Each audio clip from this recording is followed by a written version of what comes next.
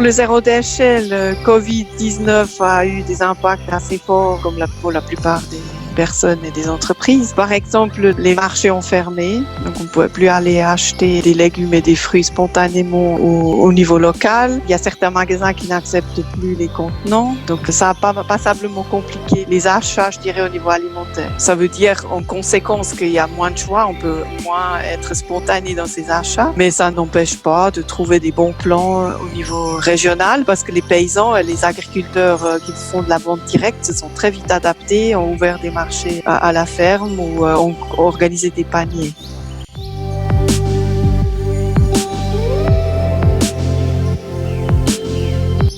L'enseignement, c'est clairement cette tendance de revenir au local, de réapprécier les produits frais, mais aussi on découvre des nouvelles adresses et puis dans un plus long terme après, ça va carrément créer des emplois. Disons, pour le zéro déchet, pour nous qui sommes déjà dedans, ça nous a pas fait un monstre choc, mais c'est clair que pour moi, par exemple, je vais encore acheter plus local et je vais encore essayer de faire moins de trajets. Donc c'est vraiment quelque chose qui renforce cette démarche qui est déjà dans ce sens-là.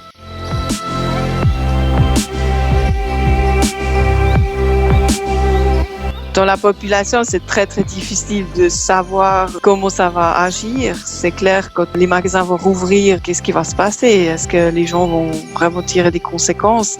Je pense que oui, je suis positive parce que tout le monde a remarqué qu'on peut faire avec moins, qu'on peut vivre mieux avec moins, qui ont certainement aussi plein de découvertes parce qu'on a vu qu'il y a une tendance quand même du local. Espérons que ça va rester.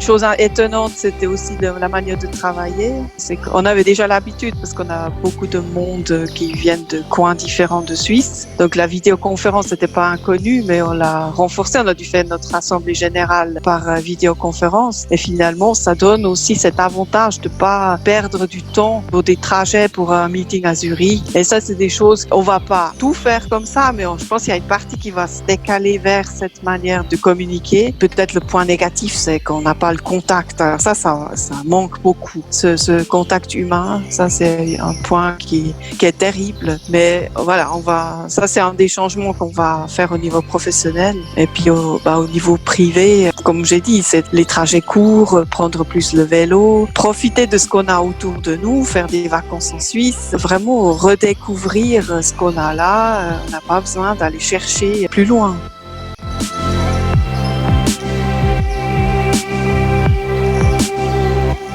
Repenser.